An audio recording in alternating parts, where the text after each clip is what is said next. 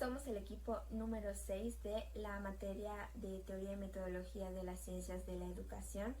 Esta es la actividad de aprendizaje número 7, la expresión del conocimiento científico. En esta actividad pondremos una presentación detrás de nosotros para que puedan visualizar la información, pero al mismo tiempo vamos a estar nosotros en cuadro pequeño para poder explicar la información. Y bueno, en esta actividad lo que se va a presentar son dos temas principales.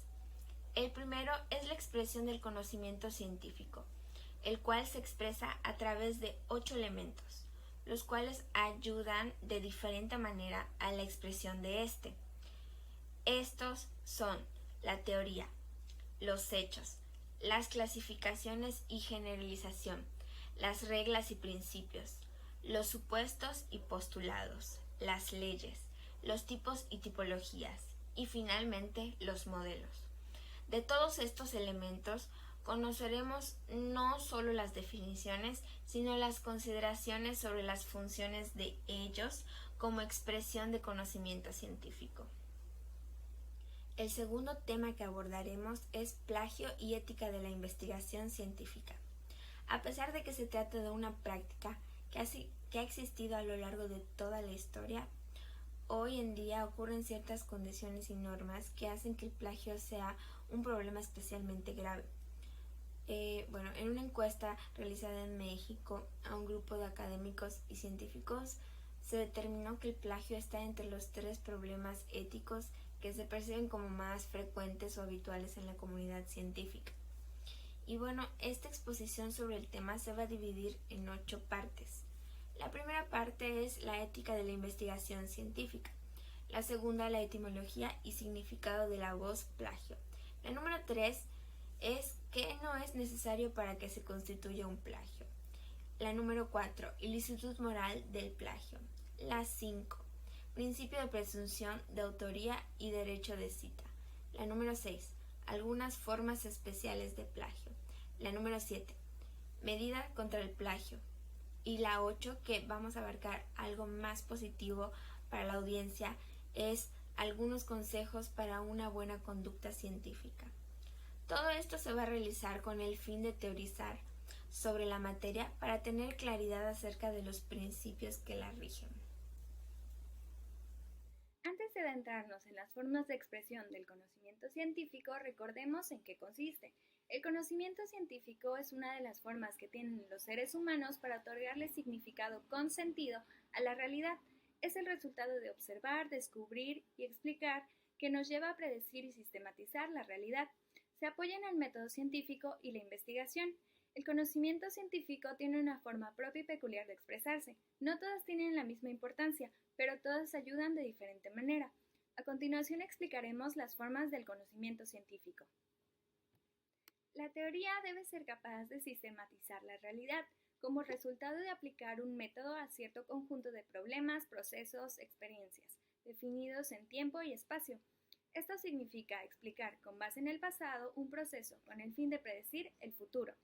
Un ejemplo que seguramente conoces es la teoría evolutiva por selección natural de Charles Darwin. Los hechos son la referencia empírica de la ciencia. De acuerdo con Bunge, los hechos pueden ser: acontecimiento, algo que sucede en un espacio y tiempo determinado, es algo breve. Proceso, secuencia temporalmente ordenada de acontecimientos. Fenómeno, es el acontecimiento o proceso desde la perspectiva de un sujeto. Estos 3 ocurren en sistemas concretos, entidades unidas por ligas no conceptuales. Son lazos físicos, químicos, biológicos, económicos, políticos o culturales. Los hechos se clasifican en ideales y concretos. Es necesario interpretarlos, clasificarlos y establecer generalizaciones. Los hechos pueden llevar a formular leyes a través de la interconexión causal. Un ejemplo de hecho pueden ser las confrontaciones a las convenciones sociales. No podemos solo acumular datos y hechos, necesitamos categorizar, sistematizar y ordenar. Esto es hacer una síntesis y análisis. Clasificar es separar de acuerdo a similitudes. Por ejemplo, las ciencias sociales estudian el comportamiento humano desde diferentes variables, como la lengua, la cultura, el poder, entre otras. Esto da lugar a la lingüística, la antropología y las ciencias políticas. Por otra parte, generalizar es hacer extensiva una cualidad particular a todos los casos. Las generalizaciones pueden ser conceptos, categorías, tipos, constantes y leyes. Las reglas y los principios son las bases del discurso científico. Una regla es una proposición que prescribe algo para obtener cierto resultado. Son los preceptos a seguir en un método. Contiene 3 momentos: qué se ordena, cómo se ordena y para qué se ordena. Por ejemplo, las reglas del método científico para minimizar la influencia de la subjetividad. Principio significa aquello que es fundamento, declaración generalizada y abreviada que brinda directivas para la acción. Por ejemplo, la educación en México se sustenta, entre otros principios, en la universalidad, equidad y aprendizaje efectivo. Supuesto y postulado. Bueno, estos dos conceptos vienen ligados, por así decirlo, entre sí, porque sus definiciones o lo que significa relativamente vienen siendo lo mismo. Pero bueno, solo en qué cambia, ahorita lo vamos a ver. El supuesto es básicamente un enunciado que nosotros creemos verdadero o que creemos que es real, pero sin embargo esto no tiene una justificación científica, por así decirlo, o algo que nos avale que sí es real o no. Por ejemplo, es una idea de algo que nos hacemos cuando vamos, por ejemplo, a una fiesta y asumimos que en esa fiesta habrá comida, sin que alguien nos confirme que sí es, que sí hay comida. Entonces, básicamente es eso, es una idea que nosotros nos creamos, y el supuesto ya es una proposición que se presenta en base a un razonamiento y cuya verdad es admitida sin que hayan pruebas de por medio. Esto nos habla de que ya es una proposición como tal. El supuesto es solamente una idea. Y el postulado es muy necesario para la solución de problemas científicos. Bueno, ahora vamos a ver las leyes en la expresión del conocimiento. Primeramente quiero definir qué es una ley en general. Una ley en general pues es una norma o es una regla que para hacerse así, para ser acatada, tiene que haber pasado por un proceso de pasos a seguir. Bueno, en la vista de la ciencia esto es diferente porque aquí se tiene que utilizar de una manera muy estricta y lleva por nombre ley científica, que es básicamente aquello que nosotros observamos y lo describimos. Un ejemplo podría ser las leyes de Kepler, que nos habla nos describe cómo se mueven los planetas. Sin embargo, no nos explica cómo surge ese movimiento. Y para formular una ley científica consta de 3 pasos. El primero es observar hechos significativos. El segundo, a raíz de eso vamos a crear una hipótesis. Después, el tercero y no menos importante, tenemos que observar qué consecuencias observamos en la hipótesis que elaboramos anteriormente. Tipos o tipología. Bueno, ¿cómo surge esto? Esto surgió a raíz de que se veía la necesidad de categorizar o tipificar los varios conceptos que quizás la ciencia no estudiaba porque no se dedican tanto a estudiar casos aislados ni en singular. Entonces, esto es muy importante para las ciencias sociales a raíz de Max Weber, ya que él los llamaba tipos ideales, en un sentido lógico para poder explicar los fenómenos sociales, porque él decía que un individuo era una unidad de análisis, o sea, para analizar sus acciones. Esto se venía utilizando también en el ámbito psicológico, sin embargo, también en las ciencias sociales es importantísimo porque a raíz de esto se pueden interpretar muchos fenómenos que suceden en la sociedad. La creación de un tipo se le llama tipificación y consiste simplemente en reunir varias características de un fenómeno social a partir de varios datos empíricos. Y también mediante la tipología es posible que nosotros distingamos elementos y los podamos agrupar según sus características. Modelo. Bueno, esta palabra proviene del italiano y del latín módulos, que quiere decir cantidad que sirve de medida o tipo de comparación en determinados cálculos. Y bueno, sabemos que la palabra modelo, por así decirlo en el ámbito general, tiene un sinfín de significados o le podemos dar un sinfín de sentidos. Pero sin embargo, en la expresión del conocimiento nos habla de que un modelo no es más que una representación de algo que se quiere lograr o reducir en un mundo real. Y la mayor aplicación que ha tenido en cuanto a la expresión del conocimiento ha sido en la ciencia económica, ya que gracias a ello se pudo simplificar la evolución económica de una sociedad. Y en la elaboración de modelos cabe destacar que se debe condicionar la cantidad y el tipo de datos a usarse. Hay que tener en cuenta que la elaboración de modelos se apoya ya sea de teorías, hipótesis, postulados e incluso premisas. Y para elaborar un modelo necesitamos de 4 fases. La primera es definir el problema. La segunda es formular el modelo. La tercera es simulación y validación del modelo. Y la cuarta ya es aplicar el modelo que hicimos. Gracias. La ética de la investigación científica es el conjunto de principios morales específicos que regulan la actividad de la investigación científica. Es una rama de la ética especial y ha avanzado de la mano de la noción de la mala conducta científica o la mala conducta de investigación. De esta surge el plagio, que es la apropiación de ideas, procesos, resultados o palabras de otra persona sin darle el debido crédito. Etimología y significado de la voz plagio, como sustantivo masculino que designa la acción y efecto de plagiar. Proviene del latín plagium, que significa secuestro.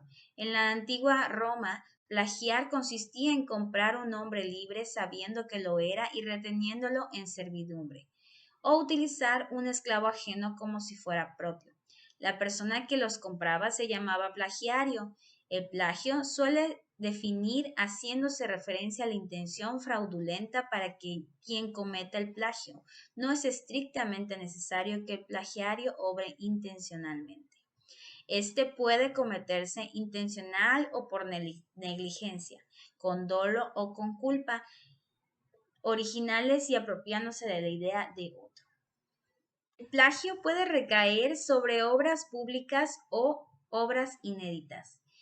Por ejemplo, se comete plagio cuando el alumno copia y presenta como propio un apunte de clase confeccionado por un profesor para que circule entre los alumnos.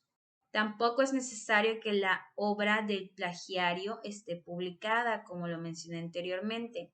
No es necesario que la conducta en cuestión esté castigada por la orden de ley civil o penal. También se puede cometer plagio resumido o parafraseado con las ideas de otra persona. No es necesario que el autor de la obra plagiada esté completamente excluido de las notas o de la bibliografía.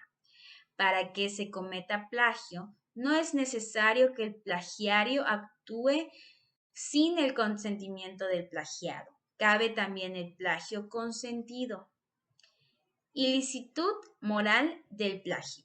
La información de investigaciones científicas son de libre uso de otros trabajos. Para el ilícito moral del plagio es que el autor no sea mencionado debidamente, que se trate de la investigación haciéndola pasar por autoría del plagiario, haciéndola una mentira, lo cual también erosiona la cultura universitaria, fomentando la pereza, los valores morales y también viola el interés social en conocer al autor real de la obra.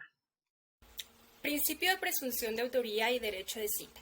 Dentro del tema plagio encontramos 2 conceptos que es importante describir: principio de presunción de autoría y derecho de cita. En un trabajo académico se presume que las ideas que el autor expone son fruto de su intelecto o investigación. A esto se le llama presunción de autoría. Cuando el autor desea exponer en su trabajo ideas de alguien más, debe usar la cita o la referencia. Por lo tanto, si el autor no incluye la cita en el desarrollo de una idea, significa que está presentando la misma como propia y se considera plagio. Por otra parte, el derecho de cita consiste en conceder al autor el derecho de utilizar las ideas de alguien más para exponerlas como complementos de su obra, siempre y cuando se cite la fuente, el título y el autor. Es importante evitar el abuso en la práctica del derecho de cita, pues un trabajo académico debe demostrar la capacidad del autor para desarrollar ideas propias. Algunas formas especiales de plagio. El pago por la elaboración de tesis. El alumno paga a alguien más para que elabore su tesis. Esto constituye plagio porque aun cuando la otra persona esté de acuerdo en hacer su trabajo, se está incurriendo a un engaño. Recordemos que la tesis consiste en demostrar los conocimientos adquiridos por el alumno. También es plagio transcribir las clases de un profesor. En cambio, el autoplagio consiste en presentar un trabajo publicado con anterioridad como si fuera nuevo o con un título diferente, ya sea para fingir un amplio currículum o para engañar a los nuevos compradores de un libro, por ejemplo. Los estudiantes también utilizan el autoplagio cuando presentan un trabajo que hicieron para otro curso como si fuera nuevo en un curso diferente. Medidas contra el plagio. Alejandro Miranda, en su artículo Plagio y ética de la investigación científica, indica que la primera medida contra el plagio es enseñar qué es ilícito y por qué lo es, dar sentido a las enseñanzas técnicas sobre citas, referencias y elaboración de bibliografía. Muchas universidades cuentan con normas y procedimientos especiales para prevenir el plagio. Se aplican sanciones que van desde la invalidez del trabajo hasta la baja del alumno. Cabe recordar que el plagiario debe ser sancionado de acuerdo a la gravedad del plagio. Por eso es importante que las universidades cuenten con sanciones que estén claramente establecidas en sus reglamentos. Algunos consejos para una buena conducta científica.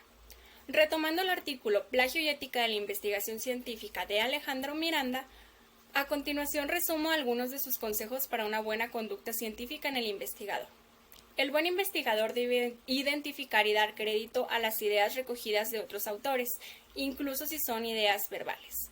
Debe citar adecuadamente de acuerdo a los sistemas de citación. Debe conocer los autores e ideas relevantes del tema que investiga, para así evitar presentar como originales ideas que ya han sido utilizadas por alguien más. Debe conocer las leyes que regulan la propiedad intelectual en su país. Debe expresar cuando su trabajo no es nuevo, sino que ya fue presentado en alguna publicación anterior. Nadie que descubra el plagio lo debe dejar sin sanción, para de esta manera combatir las prácticas que ponen en riesgo la investigación científica. Para culminar, los métodos de expresión del conocimiento científico son la manera en cómo nosotros podemos interpretar y exponer la información resultante del método científico.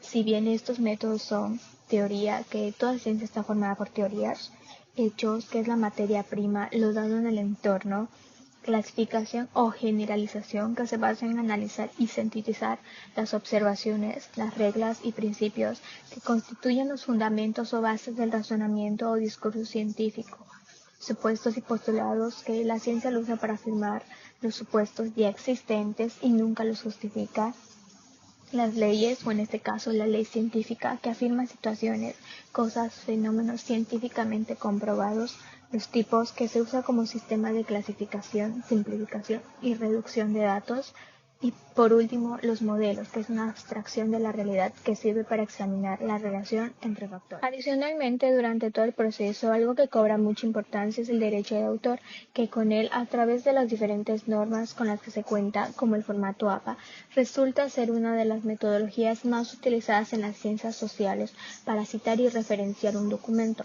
Como conclusión, es importante conocer estos conceptos y procesos porque nos permitirá como futuros docentes utilizar los términos adecuados para referirnos a algo. Además, como profesionistas, una de las competencias que tenemos que desarrollar es justamente la expresión del conocimiento sin caer en situaciones de plagio. Muchas gracias por su atención prestada.